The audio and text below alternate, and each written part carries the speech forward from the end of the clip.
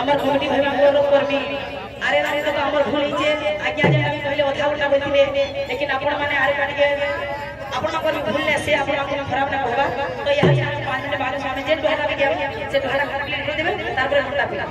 बोल भाई प्रेम से